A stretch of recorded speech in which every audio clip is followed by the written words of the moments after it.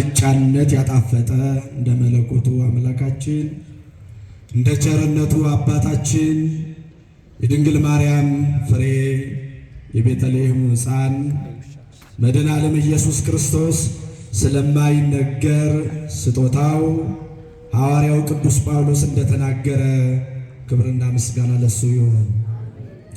የእናታችን የረዳታችን የቅድስት ድንግል ማርያም ምልጃ ጸሎት የመልአኩ የቅዱስ ገብርኤል ተራዳይነት አይለየን። እንኳን አደረሳችሁ። እስቲ ለዚህ ያደረሳችሁን እግዚአብሔርን አመስግኑት። ማን ነው ለዚህ ያደረሰን? እግዚአብሔር አምላካችን ከፀጉር የሚበዛው ኃጢአታችንን በአባታዊ ፍቅሩ ከድኖ ንስሐ እንድንገባ ቅዱስ ቁርባን እንድንቀበል በዕድሜያችን ላይ ተጨማሪ የንስሐ ዕድሜ ስለሰጠን ከፍ ያለ ምስጋና ይገባዋል። እግዚአብሔርን አመስግኑት። የቅዱሳን ጸሎት ከመልአኩ እጅ በእግዚአብሔር ፊት ወጣ። ራእይ ዮሐንስ ምዕራፍ 8 ከቁጥር 3 ላይ ያለ ኃይለ ቃል ነው። በዚህ ኃይለ ቃል መነሻነት እግዚአብሔር መንፈስ ቅዱስ እኔን አቁሞ እናንተን አስቀምጦ ያስተምራል። እንዲያስተምረን ቅዱስ ፈቃዱ ይሆንልን። ቅዱስ መጽሐፍ እንደሚናገር የሚሰማኝ በእርጋታ ይቀመጣል፣ ከመከራ ስጋት ያርፋል ተብሎ ስለተጻፈ እግዚአብሔር በቃሉ እንዲያሳርፈን ቅዱስ ፈቃዱ ይሆንልን። አሁን ያዘንን ካለን የሚያጽናናን የእግዚአብሔር ቃል፣ የረከስን የምንቀደስበት፣ የተሰበርን የምንጠገንበት የእግዚአብሔር ቃል ነው። ሸክማችንን ለማሳረፍ በቤቱ መጥተናል። ሸክማችንን አሳርፎ በሐዘን የመጣነውን በደስታ እንዲመልሰን ቅዱስ ፈቃዱ ይሆንልን። እስቲ ኃይለ ቃሉን ከኔ ጋር አብራችሁ በሉ። የዕጣኑ ጢስ በሉ። እስቲ ድገሙት። የዕጣኑ ጢስ ከቅዱሳን ጸሎት ጋር ከመልአኩ እጅ በእግዚአብሔር ፊት ወጣ። እግዚአብሔር ጸሎታችንን ያሳርግልን። በራእይ ዮሐንስ ምዕራፍ 8 ላይ የተጻፈ ቃል ነው። ይሄ ራእይ ዮሐንስ የሚለው ክፍሉን መጀመሪያ ማወቅ ያስፈልጋል። አባቶቻችን ነገር ከስሩ ውሃ ደግሞ ከጥሩ ይላሉ። ምንድነው ራእይ ዮሐንስ ማለት? ስለምን የሚናገር መጽሐፍ ነው? ማን ነው የጻፈው? ምንድነው በውስጡ የያዘው የሚለውን በአጭሩ እንመለከታለን። መጀመሪያ ከ12ቱ ደቀ መዛሙርት መካከል እመቤታችንን መስቀል ስር የተቀበለው ቤተ ክርስቲያን በብዙ ጥሪ የምትጠራው ወንጌላዊ ትለዋለች። ከአራቱ ወንጌላውያን ይቆጠራል። ክቡር የሆነውን የወንጌል ቃል ጽፎልናል። ሐዋርያ ትለዋለች። ከ12ቱ ደቀ መዛሙርት አንዱ ነው። ብዙ መጠሪያ ስሞች አሉት። አቡ ቀለምሲስ፣ ታዎሎጎስ፣ ቁጽረ ገጽ፣ ፍቁረ እግዚ የተባለም ይጠራል። በመጽሐፍ ቅዱስ በጉልህ የምናውቃቸው 2 ዮሐንሶች አሉ። ስንት ዮሐንሶች? ታሪካቸው በስፋት የሚነገርላቸው በመጽሐፍ ቅዱስ ነው ያልኳቸው። በቤተ ክርስቲያን ታሪክ ከሆነ ብዙ ዮሐንሶች አሉ። በመጽሐፍ ቅዱስ ውስጥ በጉልህ የሚታወቁት አንደኛው መጥምቀ መለኮት ቅዱስ ዮሐንስ ነው። መጥምቀ መለኮት ቅዱስ ዮሐንስ ወር በገባ በ30 የሚታሰብ ክርስቶስን በዮርዳኖስ ያጠመቀ የዘካርያስና የቅድስት ኤልሳቤጥ ልጅ ነው። ታሪኩ የሚገኘው በቅዱስ ሉቃስ ወንጌል በምዕራፍ 1 ላይ ነው። እሱ መጥምቀ መለኮት ቅዱስ ዮሐንስ ይባላል። ማንን ያጠመቀ አልኳችሁ? ክርስቶስን በዮርዳኖስ ያጠመቀ፣ በመጨረሻ በዘፈን ምክንያት አንገቱን በሰማዕትነት ተሰውቶ ሰማዕት ተብሎ የሚጠራ ነው። ወር በገባ በ30 ቤተ ክርስቲያን የከበረ መታሰቢያ ታደርግለታለች። በረከቱ ከኛ ጋር ይሁን። ይሄ መጥምቀ መለኮት ተብሎ ነው የሚጠራው ስሙ። አሁን ይሄ ባለ ራእዩ ያልኳችሁ አንደኛ ከ12ቱ ሐዋርያት ነው ቁጥሩ የሚመደበው። ወር በገባ በ4 ነው የሚታሰበው። ወልደ ነጎድጓድ ይባላል። አባቱ ዘብዴዎስ፣ እናቱ ማርያም ባውፍልያ ትባላለች። ከአሳ አጥማጅነት ሙያ ለወንጌል የተጠራ ሰው ነው። ከሙን ሙያ ከአሳ አጥማጅነት ከዛሬ ጀምሮ አሳ ላያጠምድ አሳ የተባሉ ምዕመናንን መረብ በተባለ ወንጌል ባህር ከተባለ ከዚህ ዓለም አጥምዶ ለክርስቶስ እንዲያበጅ ከአሳ አጥማጅነት ወንጌላዊ አድርጎ የጠራው ነው። ወር በገባ በ4 የሚታሰብ ነው።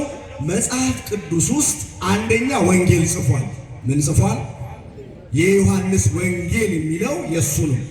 ሁለተኛ የዮሐንስ መልእክት አንደኛ፣ ሁለተኛ እያለን ምንጠራዋለን። ሌላ ራእይ ተመልክቷል። ምን ተመልክቷል? ራእይ። እንግዲህ ቅዱሳን ሐዋርያት የምድር ጨው የዓለም ብርሃን ናቸው። በደንብ ስሙ። በተለይ አሁን ይሄ ቤተ ክርስቲያን ጴጥሮስ ጳውሎስ ነው፣ ደግሞም ጻድቁ አባታችን አቡነ ገብረ መንፈስ ቅዱስ ናቸው። ገብረ መንፈስ ቅዱስ የዓለም ብርሃን ናቸው እያልን እንዘምራለን አይደል? አንዳንዶች ይቃወማሉ። እንዴት ነው የዓለም ብርሃን ኢየሱስ ነው፣ ለምንድን ነው እናንተ ቅዱሳንን የዓለም ብርሃን የምትሉ የሚሉ አሉ። መጽሐፍ እንዲህ ይላል። የማቴዎስ ወንጌል ምዕራፍ 5 ቁጥር 15 ላይ እናንት የዓለም ብርሃን ናችሁ ብሏቸዋል። በወንጌል ብርሃንነት የጨለመውን ዓለም ታበራላችሁና ብርሃን ብሏቸዋል። ቅዱሳንን ደግሞ የምድር ጨው ናቸው። ጨው አልጫን እንደሚያጣፍጥ በወንጌል ጨውነት ይህንን ዓለም የሚያጣፍጡ ደግሞም ያጣፈጡ ናቸውና የምድር ጨው ተብለው ተጠርተዋል። ወደ ዓለም እንዲሄዱ ወንጌል እንዲሰብኩ በክርስቶስ ታዘዋል ቅዱሳን ሐዋርያት። በረከታቸው ከሁላችን ጋር ይሁን። ከነዚህ አንዱ ቅዱስ ዮሐንስ ወንጌላዊው ነው። እንግዲህ እንደ ሌሎቹ ሐዋርያት ብዙ ዙሮ ለማስተማር አልታደለም። ቅዱስ ዮሐንስ ለምን ካላችሁ አስረው ፍጥሞ የምትባል ደሴት ላይ ወስደው አግዘው እዛ ጣሉት። ምን እንዳይሰብክ መልሱ። ምን እንዳይሰብክ? ወንጌል እንዳይሰብክ። ዓለም ያላወቀችው ነገር ይሄ ነው። ወንጌልን ማሰር አይቻልም። ይቻላል? በፍጹም አይቻልም። እንደ ዓለም ሐሳብ ቢሆን ወንጌል በዚህ ዘመን ባልደረሰ ነበር። እንደ ዓለም ሐሳብ ቢሆን ክርስቲያኖች በዚህ ዘመን ባልነበሩ ነበር። ብዙ አላውያን ጣዖት አምላኪያን ተነስተው አብያተ ጣዖታት ይከፈቱ፣ አብያተ ክርስቲያናት ይዘጉ ብለው አዋጅ አውጥተው ወንጌል ያስተማሩትን ገለው ብዙ ሞክረዋል። ክብር ይግባው። ዛሬም ወንጌል ይሰበካል። አመስግኑት እግዚአብሔር። ፍጥሞ ደሴት ላይ ወሰዱና እጅ እግሩን አስረው ከደሴቲቱ እንዳይወጣ ጥለውት ሄዱ። ከሌሎቹ ሐዋርያት የተሻለ ምስጢር ተገለጠለት። ለማን? ለቅዱስ ዮሐንስ። ሰማይ ተከፈተ ይላል። ምን ተከፈተ? ለሰማይ በርና መስኮት አለው እና ምንድነው ሰማይ ተከፈተ ማለት? ምንድነው? ምን ይመስላችኋል? ሰማይ ተከፈተ ምስጢር ታየ እንጂ ለሰማይ በርና መስኮት የለው። መጽሐፍ ቅዱስ የብረት ቆሎ ነው። እያዋዙ ካልበሉት ጥርስ ይሰብራል። ብዙዎች መጽሐፍን በንባብ ብቻ አንብበው ትርጓሜውን ሳይረዱ ጠፍተዋል። ሰማይ ተከፈተ ስንል አሁን ለሰማይ በርና መስኮት ኖሮት አይደለም። የማይታየው ምን አለ? ታየ ማለት ነው። በቅዱሳን መላእክት አስጎብኝነት ይህ ወንጌላዊው ባለራእዩ ቅዱስ ዮሐንስ ሰማይን ጎበኘ። ምንን ጎበኘ? መታደል አይደለም? በሰማይ የሚከናወነውን እያንዳንዱን ምስጢር ተመለከተ። እናንተ ግቡና ራእየ ዮሐንስን አንብቡ። በጽዮን ተራራ በጉ ቆሞ አየዋለሁ ይላል። ስለ ዓለም ራሱን መስዋዕት አድርጎ ያቀረበውን የድንግል ማርያም ልጅ ኢየሱስ ክርስቶስ የታረደውን በግ አየሁት አለ። ደግሞ መላእክት ባነው ክርስቶስ ካለ መላእክቱ ከእርሱ ጋር አሉና አርባዕቱ እንስሳ አዩአቸው አለ። አንዱ ለአንዱ ቅዱስ ቅዱስ ቅዱስ እያሉ ምን ይላሉ አለ? ያመሰግናሉ አለ። ደግሞ 24 ካህናተ ሰማይን አየው። የወርቅ ጥና በእጃቸው ይዘው እያጠኑ አክሊላቸውን በዙፋኑ ፊት እያኖሩ ሲያመሰግኑ ተመለከትኩ ይላል ቅዱስ ዮሐንስ። መልአክ እያስጎበኘው ነው። 8ኛው ምዕራፍ ላይ ሲደርስ እንዲህ አለ ቅዱስ ዮሐንስ፣ እኩል ሰዓት የሚያህል ዝምታ በሰማይ ሆነ ይላል። ምን ያክል ሰዓት በሰማይ ምን ሆነ? ምን አይነት ዝምታ ይሆን ይህ ዝምታ? ምስጋና በማይቋረጥበት ዓለም ምን አይነት ዝምታ ነው? እኩል ሰዓት የሚያህል ዝምታ በሰማይ ሆነ አለና በእግዚአብሔር ፊት የሚቆሙ 7ቱን መላእክት አየሁኝ። በማን ፊት የሚቆሙ? መልሱልኝ። በማን ፊት የሚቆሙ? የሁላችሁ የነገረ መላእክት ትምህርት ከጓሮ የተሸመጠጠ አይደለም። ቤተ ክርስቲያን ስለ ቅዱሳን መላእክት የምታስተምራችሁ ከመጽሐፍ ቅዱስ ነው። ድርሳነ ገብርኤል የመጽሐፍ ቅዱስ ልጅ ነው። ከመጽሐፍ ቅዱስ በኋላ የተጻፈ ነው ድርሳነ ገብርኤል። ሌሎቹ የቤተ ክርስቲያን መጻሕፍቶቻችን እናታቸው መጽሐፍ ቅዱስ ነው። እኛ ስለ ቅዱሳን መላእክት የምናስተምራችሁ ከመጀመሪያ ከምንጩ ከመጽሐፍ ቅዱስ ነው። መጽሐፍ ቅዱስን ያልተቀበለ ድርሳነ ገብርኤልን ሊቀበል አይችልም። እየተደማመጥን ነው። አንዳንዶች ስለ መላእክት ስናወራ መጽሐፍ ቅዱስ ላይ ያለ አይመስላቸውም። ስለ ነገረ ማርያም፣ ስለ ነገረ መስቀል፣ ስለ ነገረ ቅዱሳን ስንናገር ኢመጽሐፋዊ እንመስላቸዋለን። እንግዲያው በመጽሐፍ የሚያምኑ ከሆነ ስለ መላእክትማ እንዲህ ተብሎ ተጽፏል። በእግዚአብሔር ፊት የሚቆሙ ስንት መላእክት አየሁ? 7 መላእክት። እግዚአብሔር ፊት አለው። የሁላችሁ እንደው ይሄ መልእክት ለመምህራንም ጭምር ነው። አንዳንድ ጊዜ እንደ እውቀታችን ማስተማር የለብንም። 7 መላእክት በእግዚአብሔር ፊት ቆሙ ከተባለ ለምሳሌ እኔ በእናንተ ፊት ቆሜያለሁ። እግዚአብሔር እንዲህ ፊት አለ ወይ? ያ ከሆነ ይሄ እግዚአብሔር ባህሪ አይደለም። ምክንያቱም እግዚአብሔር አንደኛ ሰማይ ዙፋኑ፣ ምድር የእግሩ መመላለሻ ነው። ከሰማይ በላይ ጽርሐ አርያም፣ ከምድር በታች በርባኖስ አይወስነውም። እግዚአብሔር በዚህ አለ በዚህ የለም አይባልም። እግዚአብሔር ታዲያ እንዴት ነው ፊቱ ቆሙ ማለት?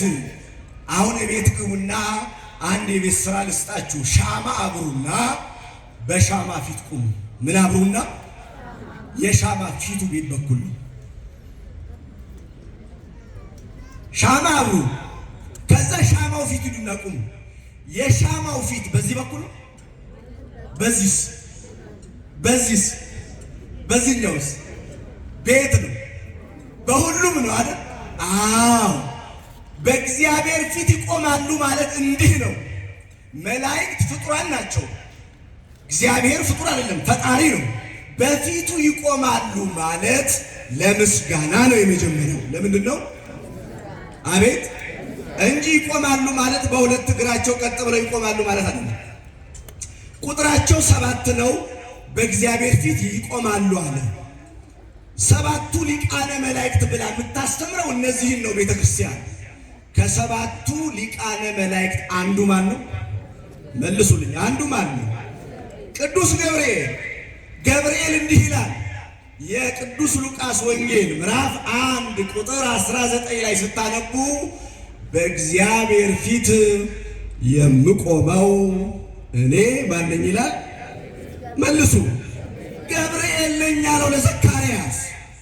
እኔ በእግዚአብሔር ፊት የምቆመው ገብርኤል ነኝ። በወንጌል ላይ የተጻፈው ይሄ ገብርኤል ለምንድን ነው በእግዚአብሔር ፊት የምትቆመው ብላችሁ ጠይቁት። አሁን አንደኛ ለምስጋና ነው የሚቆመው። ለምን? ማንን ሊያመሰግን? መላእክት ማንን ያመሰግናሉ? እንደ መላእክቱ እንድናመሰግነው የረዳን አምላክን ከፍ አድርጋችሁ አመስግኑት። አዎ ምስጋናን ከቅዱሳን መላእክት ተምረናል። በእርግጥ ይሄ ምን ይባላል? እስኪ እዚህ ጋር ቆመው ምንድነው ይሄ?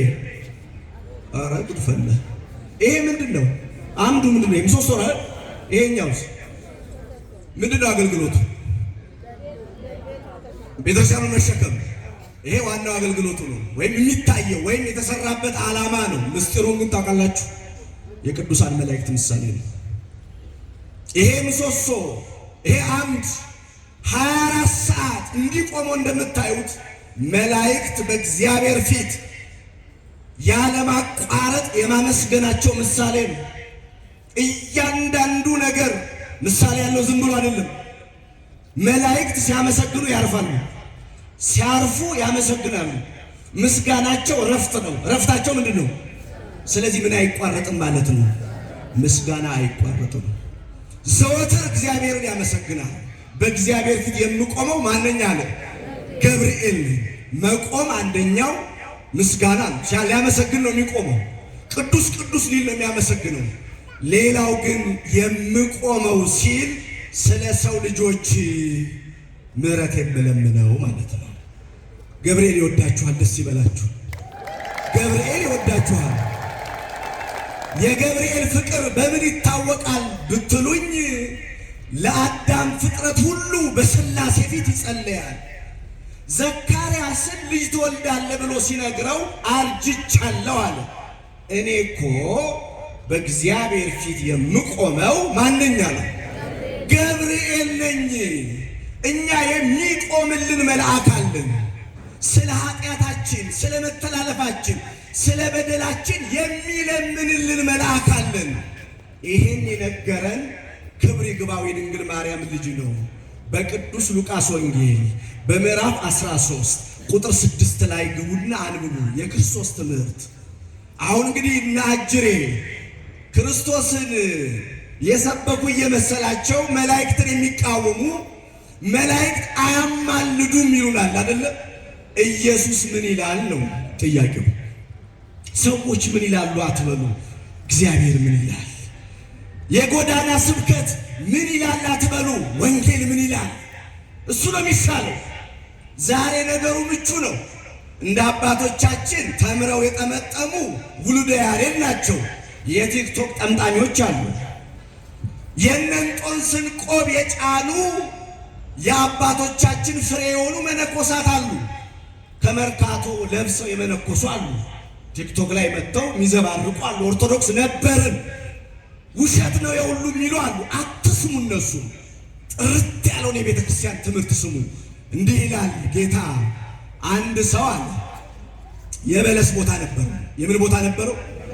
አትክልት ስፍራ፣ የወይን ስፍራ ነበረውና ተንከባካቢ ሰራተኛ ቀጠረና ወደ ሩቅ ሀገር ሄደ።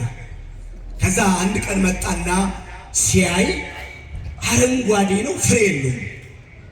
ተመልሶ ሄደ። ሁለተኛ መጣ፣ ቅጠል ነው፣ ፍሬ የለውም። ሄደ። ሶስተኛ ጊዜ መጣ።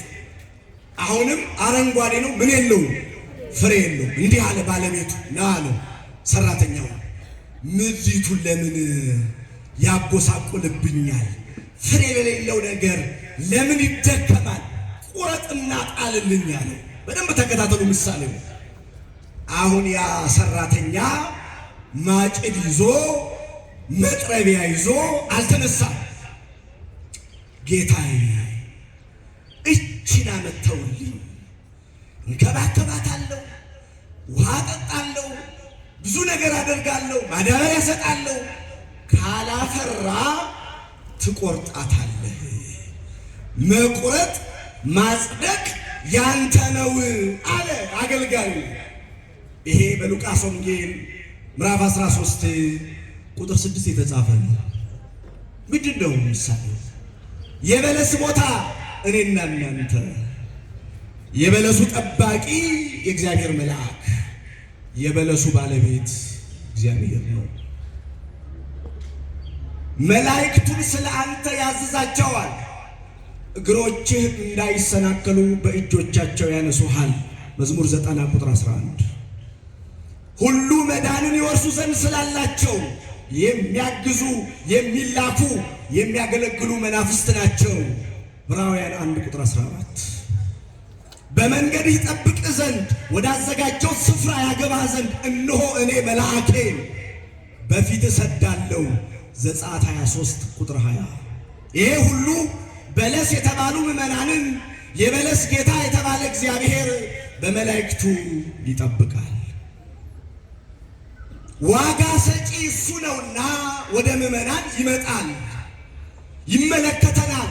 አረንጓዴ ብቻ ማለት ሃይማኖት ያለን ግን ፍሬ የሌለን፣ በጎ ስራ የሌለን፣ እላያችን በነጠላ ያማረ ውስጣችን በክፋት የተሞላ ሆኖ ሲያየን ንስሐ ይገባሉ ብሎ ትቶን ይሄዳል። ድጋሚ ይመጣል። አሁንም ቅጠል ብቻ ማለትም ሃይማኖት ብቻ፣ እምነት ብቻዋን በራሷ የሞተች ናት። ያዕቆብ እንደተናገረ ሥጋ ነፍስ ስትለየው በድን እንደሆነ ሁሉ እምነትም ሥራ ከሌላት እንዲሁ የሞተች ናት። ያዕቆብ ምዕራፍ 2 ቁጥር 12። አሁንም ለሶስተኛ ጊዜ ይመጣል። ፍሬ ሲያጣብን፣ ምግባር ሲያጣብን መልአኩን እንዲህ ይለዋል፣ አሁን ወደዛች አልሄድም፣ ሂድና ነፍሱን ከሥጋ ለይተህ አምጣልኝ ይለዋል። ገብርኤል ቅዱስ ሚካኤል መልአኩ አይ በቃ ተልኬያለሁ ብሎ አይመጣም። በሥላሴ ፊት ይሰግዳል፣ ይወድቃል፣ ይነሳል። ጌታ ሆይ ይችን ነፍስ እንድጠብቃት ሰጥተኸኛል። አዎ ለመንግሥተ ሰማያት የሚያበቃ ፍሬ አልተገኘባትም። እቺን አመተውልኝ። በቃ ንስሐ ትገባለች፣ ወደ አንተ ትመለሳለች ይለዋል ቅዱስ ገብርኤል ለእግዚአብሔር። ሩሩ መልአክ ይሄን ሲናገር እግዚአብሔርም ደግሞ ለንስሐ ዕድሜ ይሰጣል። 3 ጊዜ ግን ወደ ሕይወታችን ይመጣል። በልጅነት ይመጣል። ስንበድል ሲያየን አይ ልጅነት ይዟቸው ነው ብሎ ይተወናል። በወጣትነት ይመጣል። የጉርምስና ወጣትነቱ የእሳትነት ዕድሜ አስቸግሯቸው ነው ብሎ ይታገሳል። በእርጅና ይመጣል። 2 ፀጉር ካወጣን በኋላ ይመጣል። መገኛችን መቅደሱ፣ የምንጠጣው ጸበል፣ የምንቀበለው ሥጋ ወደሙ ከሆነ መልካም፣ ካልሆነ ግን ከባድ ሰዓት ነው። ነፍሱን ከሥጋው ለይና አምጣልኝ ይላል። ንስሐ ያልገባችሁ ወደ ቅዱስ ቁርባን ያልቀረባችሁ ሰዎች ምንድን ነው የምትጠብቁት? ይሄ ኮንትራት ዓለም የኪራይ ቤት ነው። ጥላው ነገ የምትሄደው ነው። ስለዚህ ንስሐ መግባት፣ ሥጋው ደግሞ መቀበል ያስፈልጋል። ለዛ ክብር ያብቃል። ስለዚህ እግዚአብሔር መልአክ በእግዚአብሔር ፊት የሚቆመው ስለኛ ሊጸልይ ነው። 7ቱን መላእክት ታየው በእግዚአብሔር ፊት የሚቆሙትን። 8ኛ መልአክ መጣ አለ። ስንተኛ መልአክ? 7ቱ ምን እያደረጉ ነው? እያመሰገኑ። ስንተኛ መጣ? 8ኛ የወርቅ ጥና በእጁ ይዟል ይላል። የምን ጥና? ምንድን ነው ጥና? ታውቁታላችሁ እኮ መናገር ነው የሚከብዳችሁ። ካህናት በቤተ መቅደስ ዕጣን ያጥናሉ። ምን ይባላል? ያ ጽና ወይም ጥና ይባላል።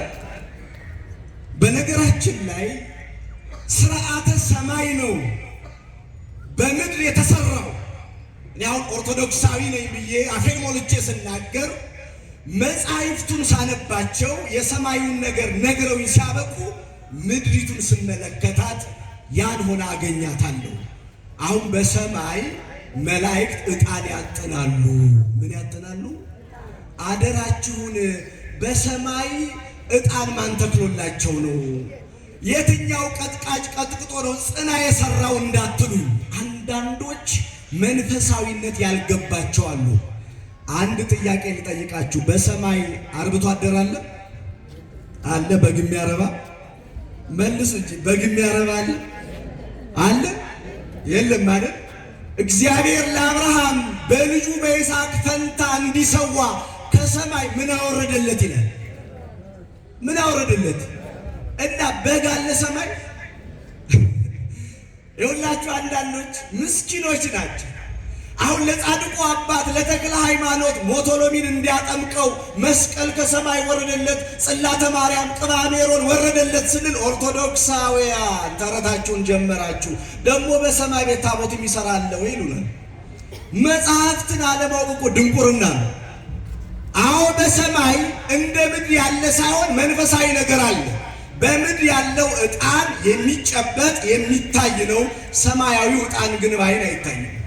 የምድሩ ጥና አዎ በእጅ የሚታይ የሚያዝ ነው፣ በዓይን የሚታይ ነው። የሰማዩ ግን በዓይን የሚታይ አይደለም፣ መንፈሳዊ ነው። የወርቅ ጥና ያዘና መጣ፣ በመሠዊያው አጠገብ ቆመ ይላል። በምን አጠገብ? እስቲ መልሱ። በምን አጠገብ? ካህናት በመንበሩ ፊት እንዲቆሙ መልአኩ በሰማይ መሠዊያ በምስጋናው መሠዊያ ፊት ቆመ። አናቡት እስቲ አሁን ቅዳሴ ስትገቡ ካህናት በልብሰ ተክህኖ ተውበው ደምቀው አምረው የተለየ የአገልግሎት ልብስ ለብሰው በፊታችሁ ሲቆሙ የሚሰማችሁን ደስታ በመንፈስ ደግሞ ቀና በሉና ገብርኤልን ተመልከቱት። የወርቅ ጥና ይዞ በመሠዊያው አጠገብ ሲቆም አናቡት። አሁን በደንብ ሳሉት። እንዲህ ከሆነ መንፈሳዊ ሕይወት ይጣፍጣል፣ ደስ ይላል። የወርቅ ጥና ይዞ መጣ፣ በመሠዊያው አጠገብ ቆመ። ለቅዱሳኑ ጸሎት እንዲጨምር ብዙ ዕጣን ተሰጠው። ምን ዕጣን? ለማን? ለመልአኩ ብዙ ዕጣን ተሰጠው። እስቲ ቅዳሴ ውስጥ ገብታችሁ የምታስቀድሱ እጃችሁን አውጡ። ቅዳሴ ውስጥ ገብታችሁ የምታስቀድሱ መድኃኔዓለም ክርስቶስ። አረ ቅዳሴ ውስጥ ገብታችሁ የምታስቀድሱ እግዚኦ መሐረነ ክርስቶስ ማለት ይሄንን ቤታችን እኮ ነው። ምንድነው እንደ ውጪ ልጅ መሆን? በእርግጥ ወጣቱ አሁን ጧት ቦርጭ ለመቀነስ ዱብ ይላል። መከራህን ትበላለህ። ዓለም ሰንበት እንድትሽር የማትወረውረው መረብ የለም አንተን ለመጣል። ወዳጄ 6 ቀን ተሰጥቷል። አብቃቅተህ ተጠቀሙ። 7ኛው ቀን የማን ነው? መልሶ የማን ነው? ቀልድ የለም በዚህ።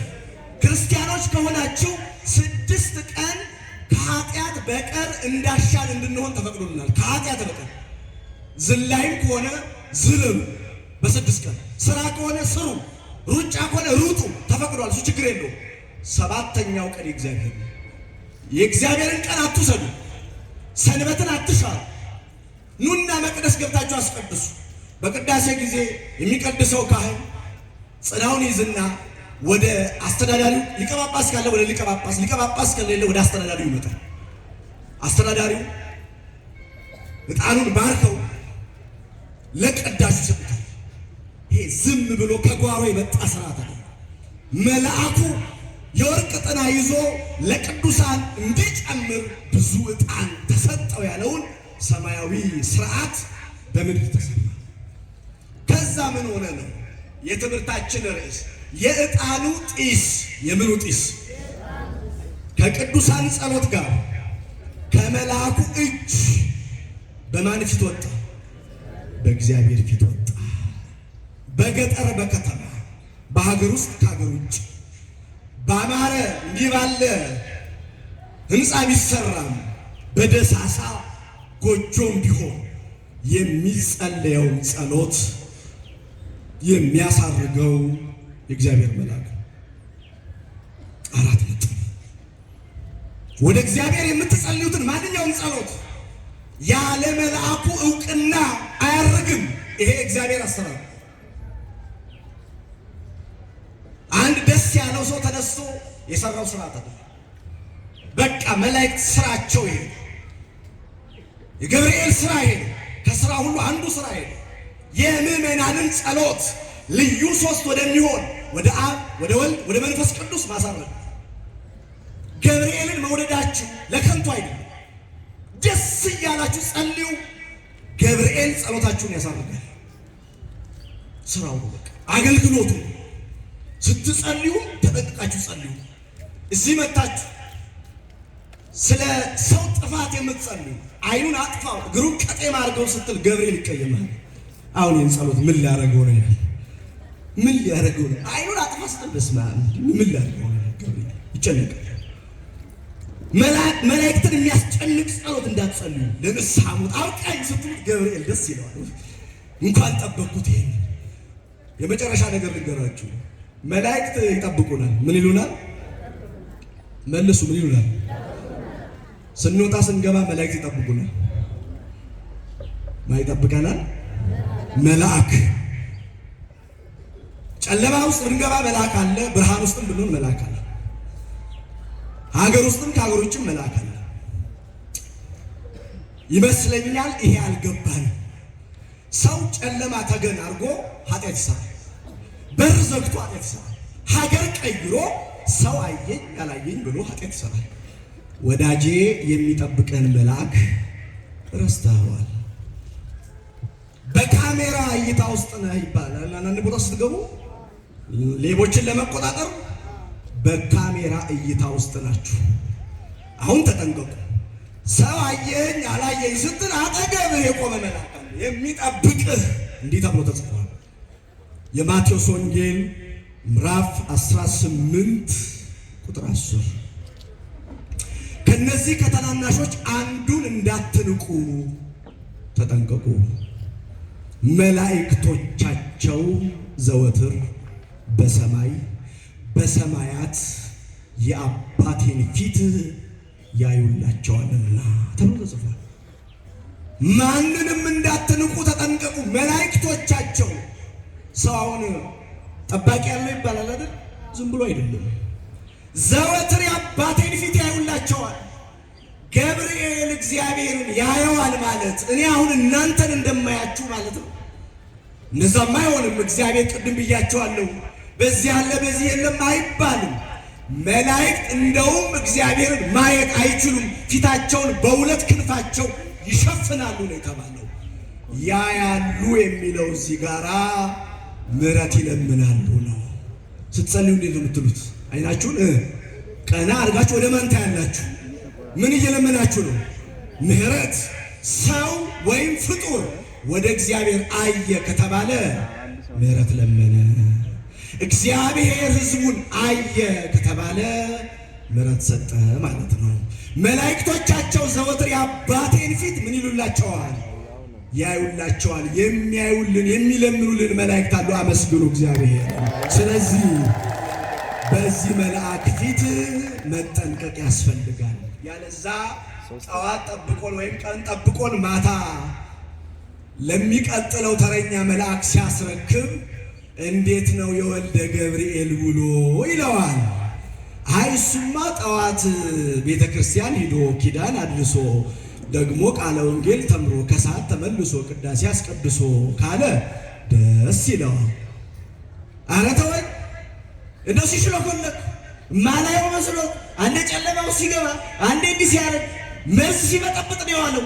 እሱን ከምጠብቅ እንደው እንስሳ ቢያስጠብቀኝ ይሻላል ብሎ ይማረራል። የእግዚአብሔር መልአክ ምን ይላል? መጽሐፍ ቅዱሳዊ ነው፣ ተረት አይደለም ይሄ። በዚህ በዘጸአት ቅድም በጠቀስኩላችሁ ጥቅስ ላይ ዘጸአት 23:20 ላይ በመንገድ ይጠብቅ ዘንድ ወዳዘጋጀው ስፍራ ያገባ ዘንድ እነሆ እኔ መልአኬን እሰዳለሁ፣ በፊቱ ተጠንቀቁ፣ ቃሉን አድምጡ፣ ስሜ በእርሱ ስለሆነ አታስመርሩት ተብሎ ተጽፏል። መልአኩን ማስመረር አያስፈልግም፣ ስሜ በእርሱ ላይ ነው አለ። የእግዚአብሔር ስም በገብርኤል ላይ አለ። ስለዚህ በፍርሃት በመንቀጥቀጥ ሆነን በሚጠብቀን መልአክ ፊት በንጽህና ኖረን በመንግስቱ እንድንሰበሰብ ማን ይርዳል? የዕጣኑ ጢስ ከቅዱሳን ጸሎት ጋር ወደ ሰማይ ከመልአኩ እጅ ወጣ ነው የተባለው። እመኑ የተዋሕዶ ልጆች፣ ዛሬ ጸለያችሁትን ጸሎት ማን አሳርጎታል?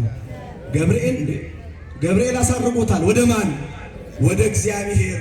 ልመናችን መልካምና እግዚአብሔር ደስ የሚያሰኘው ከሆነ ይፈታልናል፣ ይሰጠናል።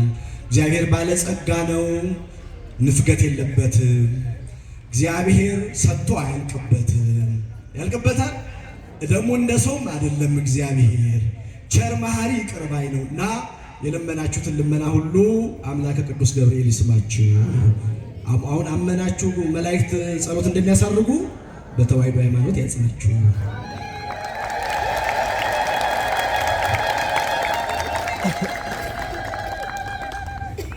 ለመምህራችን ለመጋቢ አእላፍ ዳንኤል ወንድሙ እግዚአብሔር አምላካችን ቃለ ሕይወት ያሰማልን። አረ ቃለ ሕይወት ያሰማልን።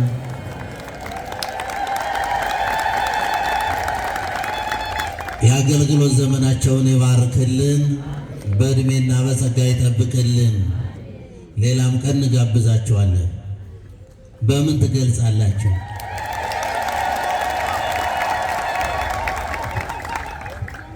በሚገርም እያዋዙ በሚገባንና እንደሚገባን አድርገው ቃሉን የዕለቱን ትምህርተ ወንጌል አስተምረውናል። እንዲህ አይነት መምህራንን እግዚአብሔር አያሳጣን። በመቀጠል ወደ ቀጣዩ መርሃ ግብራችን ከመሄዳችን በፊት ወደ መዝሙሩ ማለት ነው ምእመናን የቅዱስ ጴጥሮስና የቅዱስ ጳውሎስ የጻድቁ አባታችን የአቡነ ገብረ መንፈስ ቅዱስ